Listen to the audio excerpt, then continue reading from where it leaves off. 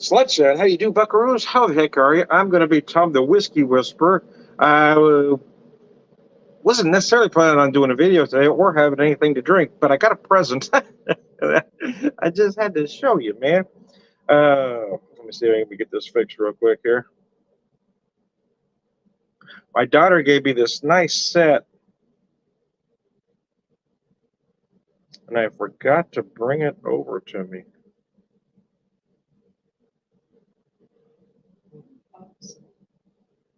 Yeah. There we go. Now we're back in business. My production assistant's slash lighting director, executive producer. Give me an evil look at the moment, though. So my daughter gave me this nice little set, mixology craft, and I'd never seen anything quite like it. Come with these two glasses. I've got one of them where I've made a cocktail that I'll talk more about in a second. I'll show you the cocktail in the glass. They're very nice, heavy glasses. Also came with these, there's a set of tongs here I didn't see earlier. There they are. Came with these interesting whiskey stones. Look like bullets. Like you're supposed to get them cold. I'm not using them at the moment. I don't use whiskey stones a lot, but I will have to use them at least once.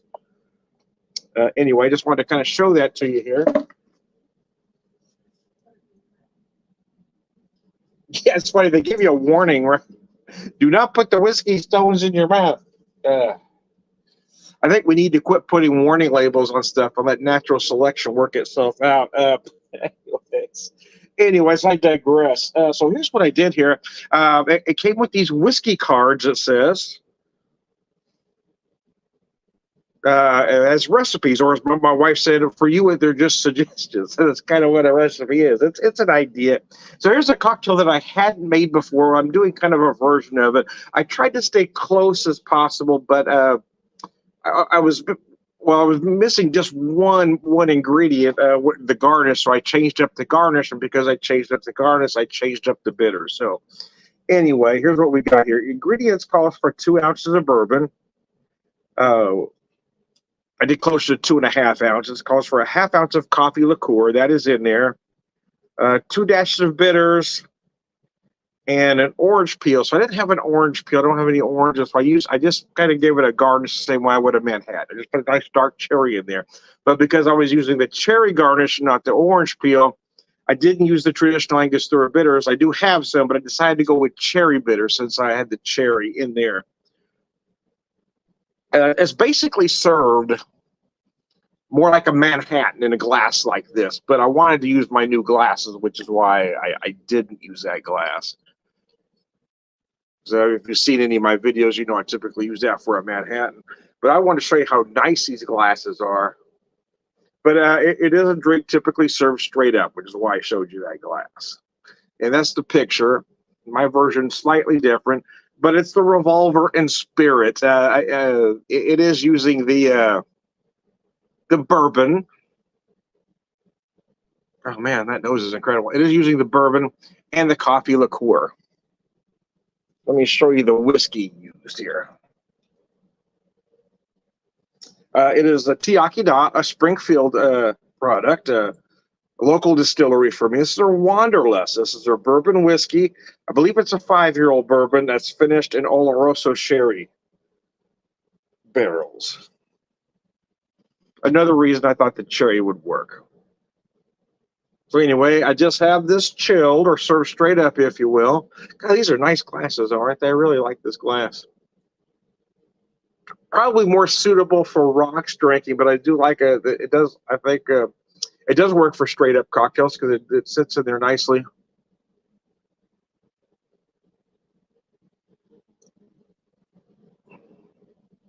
Oh gosh, that's delicious. I don't typically use a lot of coffee liqueur, but there's a recipe for an old fashioned, which I could have done, as well as a Manhattan, which I will probably do at some point as well. But this is a drink that I had had before that I had just about all the ingredients. Well, I had all the ingredients. I just didn't have the garnish they call for, and you can always substitute a garnish.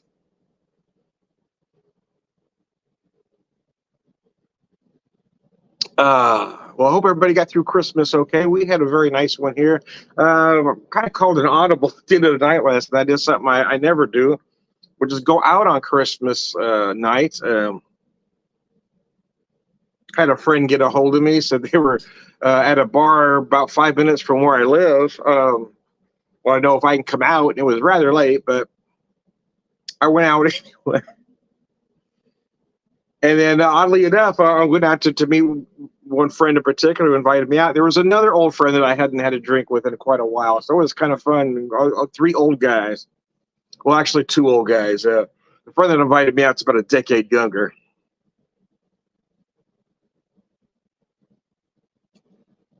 But we were having a nice time. It was fun.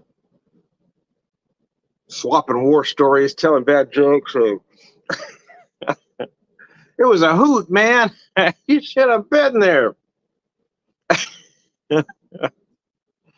I got there. My friend had already ordered for me. He just took it upon himself. He had me some Knob Creek on the rocks and a winter grind. So he had me set up right from the start. And I'm rather certain it was a double Knob Creek. There was a lot of whiskey in that glass, man. Oh, I gotta step off camera for a second because I wanted to show you something else, but I forgot to grab it. I'll be right back. Don't move.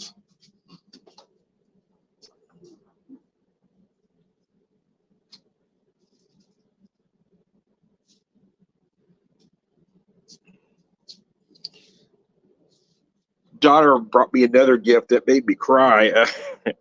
I haven't worn a watch for a long time, but I've always had a thing for watches and pocket watches. Anyway, she got me this. I don't know if you can read that inscription on there.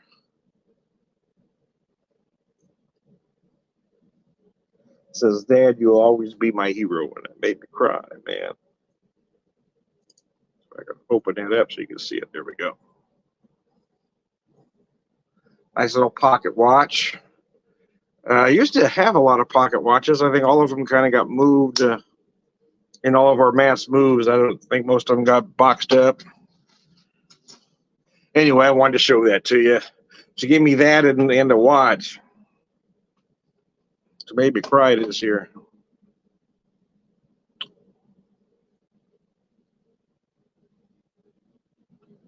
Mm. Man, that's delicious. Yeah, it's not bad. I don't know why I've never made this cocktail before. But when I saw it there, I saw it had the ingredients were very simple. I thought, well, that'd be an easy one to make. But I may just do a classic Manhattan next too. But again, I want to use my new glasses, so you can tell that the glasses, the way they show it's in a glass similar to the one that I showed you there. Set that cocktail down for a second here. As a rusty nail, which is Scotch and Drambuie. Drambuie is a liqueur made with Scotch. Then it gives you this little card about various whiskeys, characteristics of various whiskeys: Irish whiskey, Scotch whiskey,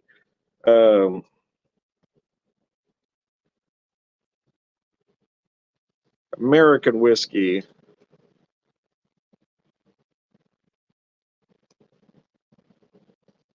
It tells you how to use a whiskey stones. It's got a recipe for an old fashioned that is very simple, perfect old fashioned. 2 ounces bourbon or rye, half ounce Demerara syrup, 3 dashes Angostura bitters, and a lemon or orange twist, which is typical for an old fashioned. Again, I tend to change things up a little bit as far as that garnish is concerned. I like to use the dark cherry for about everything, in all honesty. Whiskey sour.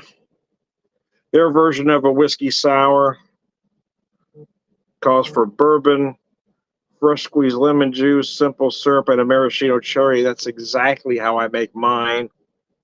You can't, if you want to do the egg white, that's more of a Boston sour. Mint julep. But yeah, I wanted to get to this Manhattan recipe. Calls for 2.5 ounces rye or Canadian whiskey, I use bourbon a lot. I will typically use a bourbon with a rye or a high rye content. Amy, what a great daughter. We've been drinking Maker's Mark, not quite up to your speed. Hey, man, we need to have a little cocktail party, I guess. Hope you guys had a nice Christmas. Tell Clinton I said hi. Yeah, I'm using this whiskey here, Amy. Let me show it to you. This is uh, Tiaki Da, Springfield Brewing Company. It's the same company there. You buy these bottles, and they're working on their distillery right now, but you can buy the bottles at the brewery, Springfield Brewing Company. That's what I'm using here.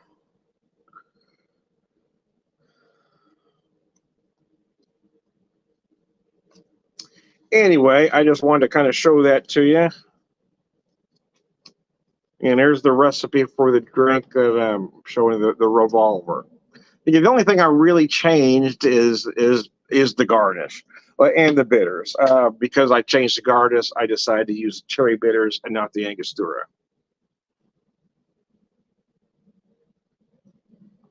That because the bourbon I use, finished in the Oloroso sherry barrels, will provide some dark fruit-like notes. So I thought that adding the cherry garnish and then the cherry bitters would play to that strength as well. Thanks. I appreciate that.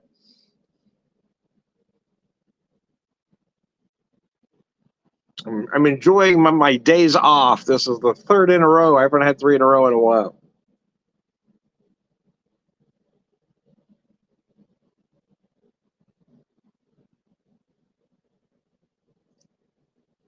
Oh, mercy.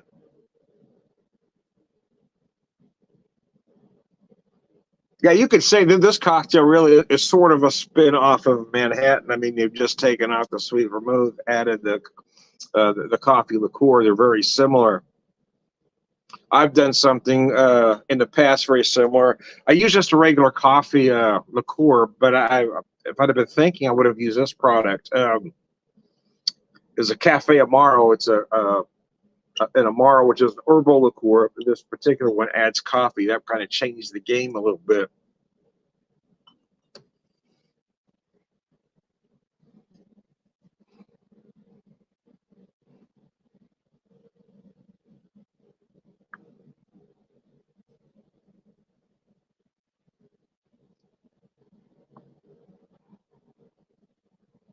Oh,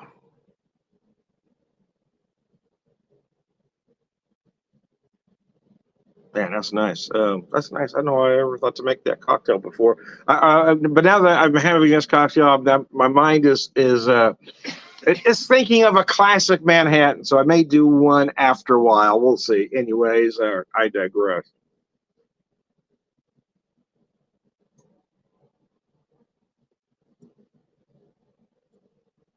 I have become the whiskey whisperer, whiskey evangelist, prolific whiskey drinker, purveyor wisdom man.